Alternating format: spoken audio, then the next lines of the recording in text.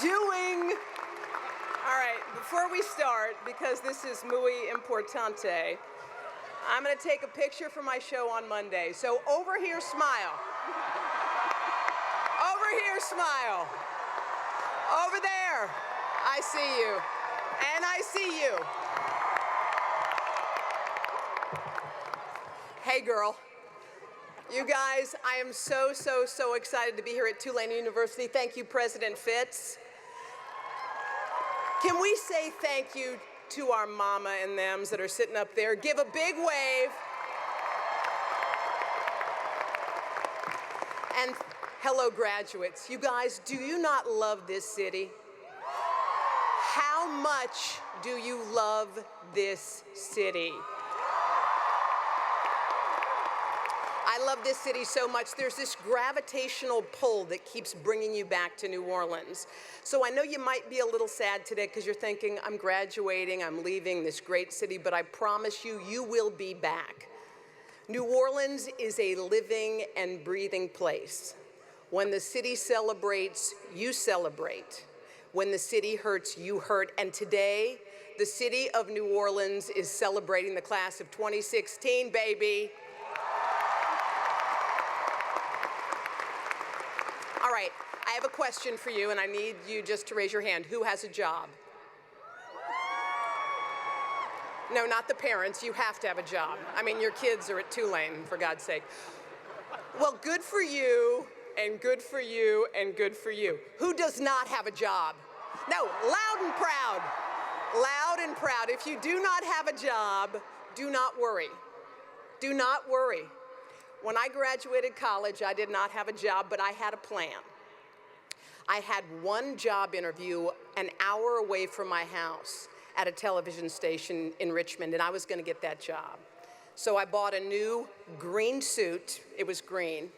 I got my hair all blown out, and I had a resume tape. And I asked my mom if I could borrow the car, and I said, Mom, I'm going to go to Richmond. I'm going to get a job at a television station. I'm going to come home, pack my stuff, and I'm gonna move. She's like, you can do it. I got in the car, I drove to Richmond. I got to the station, and I loved it. I looked around, I said, you know what? I'm gonna sit there, and I am going to date him. And my whole life was gonna snap into focus. The news director took my tape, put it in the machine, he played it for a minute. He stopped it. He looked at me and he said, Hoda, you are not ready for Richmond. Now, that had not dawned on me. I said, really? I said, what's wrong? He said, your tape's not very good. You know, you're green. You know, bye-bye. Bye-bye. So I was walking out of there, and he said, wait, before you go, I have a buddy of mine who's hiring in Roanoke, Virginia. He's leaving to a conference tomorrow, but I bet you if you catch him tonight, he'll hire you. Do you want me to call him and tell him you're coming? I said, please call him and tell him I'm coming. So I called my mom. My mom was like, how was Richmond? I was like, Mom, I don't want Richmond. I want Roanoke, all right? I'm going to Roanoke. I drove 4 hours to Roanoke. I got there.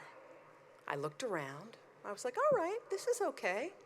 I'll sit there, and I'll date him. And my whole life will be perfect here. News director took the tape, put it in the machine, played it for a minute, popped it out. And he said, Hoda, I'm sorry, you are not ready for Roanoke.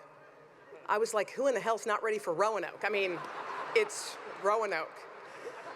Apparently me. The guy said, you're no good, you're green, you know, you need a lot of experience, bye-bye. So I'm walking out of there, I'm thinking, oh my gosh, what have I done wrong? And one of my counselors at school told me he didn't think I was gonna make it in this business, so I started kicking that around. He said, wait, before you go, Hoda, I've got a buddy of mine who's hiring in Memphis, Tennessee. Yeah. He said, look, he's going to the conference I'm going to. He's leaving in the morning. If you drive now, you could catch him. Do you want me to call him and tell him you're coming? I said, please call him and tell him I'm coming. So I called my mom. She was like, how was Roanoke? I go, Mom, I want Memphis, all right? So I said I needed the car for a couple of more days. Now, Tennessee's the long, skinny state, and Memphis is all the way at the other end. I drove across the great state of Tennessee. I got to the station. The news director said, hi, may I see your tape? He put it in, he played it, he stopped it. He said, Hoda, you are not ready for Memphis. I was like, my God, what is wrong with the tape? Maybe it was the stand-up at the Tridelt House. I mean, there was something wrong. As I'm walking out, I thought I'd made the wrong decision. He said, wait, before you go, I have a buddy of mine who's hiring. I was in that car driving around the whole southeastern United States of America for 10 days. I got rejected in Birmingham, Alabama, ABC, NBC, CBS, thank you. Does anyone know where Dothan, Alabama is? I didn't think so. Okay, I got rejected in map.dothan. Then I got rejected down the whole rest of the country.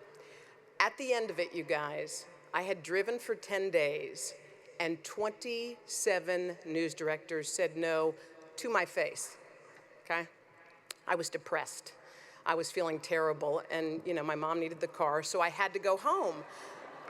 So I didn't have a map. I was gonna drive north, I was in the Panhandle, and then over to Virginia.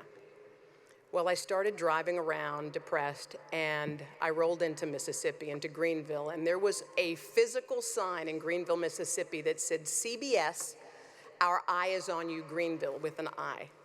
I said, you know what? I'm gonna go in there, I'm gonna get rejected, then I'm gonna get a map. Like, that was my plan. This little short guy meets me at the door. How you doing? I'm Stan Sandroni.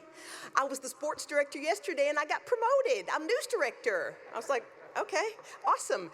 Anyway, here's a bad tape. Let's look at it and then I'll go. He took the tape, you guys, and I'll never forget it. He put the tape in the machine, he played it. And there was a point where everybody ejected it, everybody. Stan kept watching it. I was watching Stan watch my tape. I couldn't take my eyes off of him. He watched the whole terrible, horrible 30 minutes. And at the end, I'll never forget what he said. He said, Hoda, and I said, yes. He said, I like what I see. I said, you do? I started sobbing like a baby, crying. So here is lesson number 1, graduates. You don't need everybody to like you. You just need one. Find your Stan. Find your Stan. Stan is out there, all right? To show you how much he believed in me, I was in the newsroom busy working on a breaking news story. Girl Scouts need more leaders. Anyway, he came busting in and he said, who has a blazer? I said, what? He said, who has a jacket? A jacket. I go, oh, a jacket? I have a jacket. It's hanging up there. Because I thought someone needed it, to shoot a stand-up or something. He goes, oh, good, you need to anchor the news because Ann is sick. I was like, okay. So the litmus test for who anchors the news in Greenville, Mississippi is who shows up to work with a blazer. Okay, always show up to work with a blazer. So I was scared. I had never anchored before, and Ann Martin, the main anchor, was big. She was like Oprah and Katie and everybody all mushed up into one. So I'd never done it. I'm sitting in the anchor chair, single anchor show. Here's the camera in front of me, the teleprompter, and it clearly says, good evening, I'm Hoda Kotb, Ann Martin is out sick. I'm like, you can do this, come on, you got this. So the red light comes on, the guy cues me, and I look up and I say, good evening, I'm Ann Martin. I was like, oh my God. I just said I wasn't my own name, all right? That's not a good way to start off. I don't know about you guys. When I mess up, I keep on messing up. It was like I was riding a toboggan going down a mountain screaming, like I wanted that 30 minutes over. And at the end, it was over. And the floor director guy was like, hey, nice try. Like, took the mic off, made a shake off the cooties.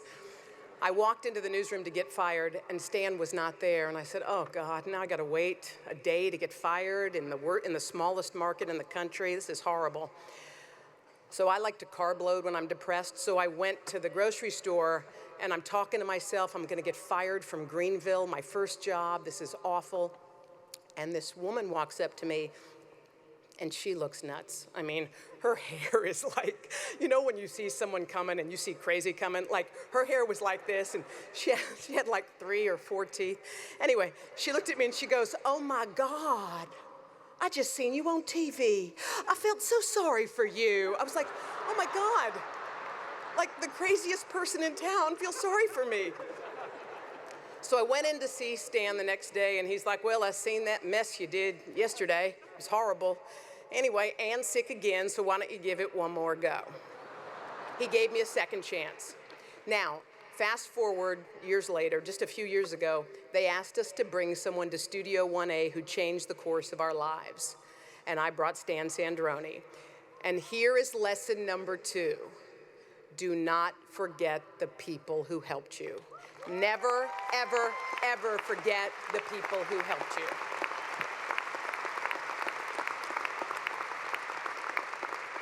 Lesson number 3 is your life can change in an instant. In an instant. My life was cooking. I was having this great life, you know? I was working at Dateline. They sent me to all the biggest stories around the world. I was in Baghdad after the statue fell. I was in Afghanistan. Like, I was covering huge stories. And I was newly married. I was like, it's good to be me. Well, you know how on Monday your life's great, and then on Tuesday it's not so great anymore? So on Tuesday I got a devastating diagnosis, and I know people here, you either know someone or have been through it yourself. I was diagnosed with cancer, and that was so not me. Like, I was healthy, you know what I mean? I never even thought about it. I ate apples, I ran in Central Park, like I was that girl. It didn't seem like it was possible, but the doctor said, it's a big deal, it's invasive, you have to have big surgery and all these things. My idea about stuff like this is get it over with. I don't want to talk about it, I just want to get through it, I don't want to discuss it. That's how I was going to roll. I had the surgery, I'm sitting at home, healing, you know, watching Law & Order reruns or whatever. Anyway, as I'm sitting there, Matt Lauer called me and he said, hey, do you want to go on a Where in the World is Matt Lauer? And I said, well, I said, I don't feel so well. And he goes, trust me, this will be a good thing. Why don't you try it if you feel well enough? So I said, okay, I'll go. So I called my doctor and I said, I'm gonna go. She said, be careful because you're not all the way healed. I flew to Ireland, I shot the story.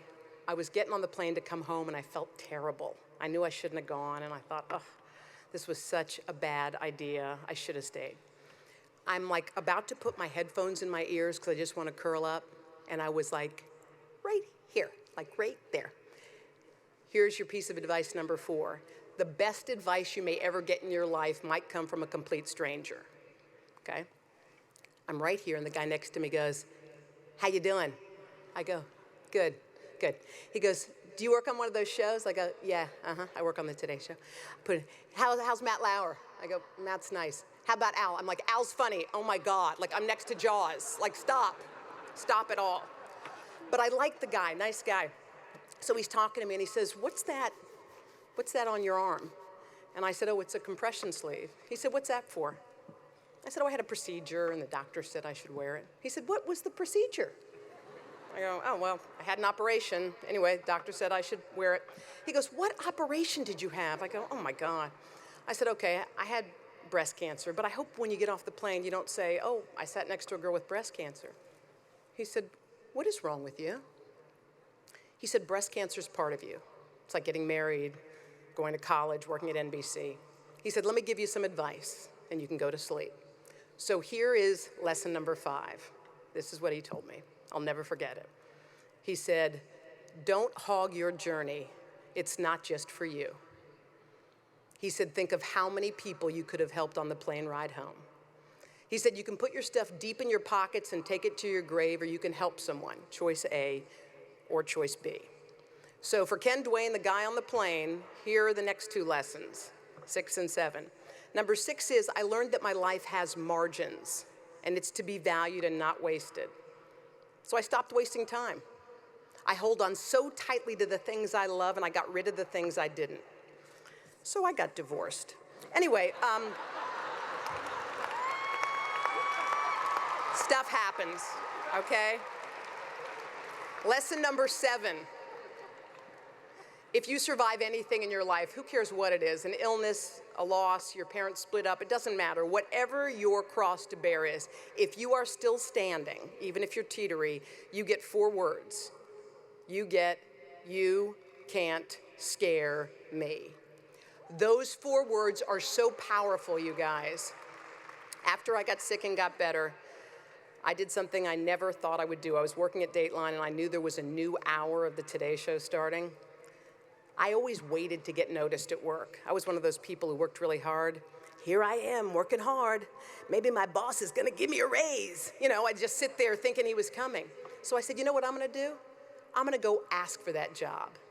I went up to the 52nd floor, I asked for that job at the Today Show, and I ended up getting it. And I realized if I didn't get sick, I wouldn't have had the guts to ask. So have the courage to ask. Lesson number 8, you're the sum total of the 5 people you spend the most time with. You are the sum total of the 5 people you spend the most time with. Choose your friends wisely. Lesson number 9 is sitting right here in front of me. His name is Derek Edwards. Derek Edwards was a high school football player around the time that I was in New Orleans covering news. And he was playing a regular game. He got hit really hard, and he ended up being paralyzed from the neck down. His family was with him in the hospital, and the doctors said eventually that maybe he should go to some kind of a nursing facility or an institution. And his mom, Madeline, said, no, if God didn't take him, I'm bringing him home. So she brought him home. They had to make the house wheelchair accessible. They didn't have the money. So on the weekends, they stood on the corners and held a can out and asked for money to help. Do you know what happened to Derek Edwards? Derek Edwards graduated from high school, and then do you know what happened to Derek Edwards? Derek Edwards graduated from Tulane University with his bachelor's degree. And then do you know what happened to Derek Edwards? Derek Edwards got his master's degree from Tulane University. And then do you know what happened to Derek Edwards? Derek Edwards got his law degree. And do you know what Derek Edwards is doing today? Derek Edwards in the front row is running for the United States Senate. Lesson number 9.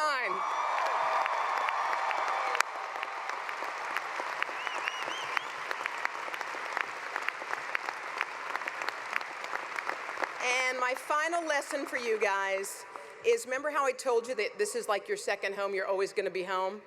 New Orleans is home. It is your second home forever. It's your house.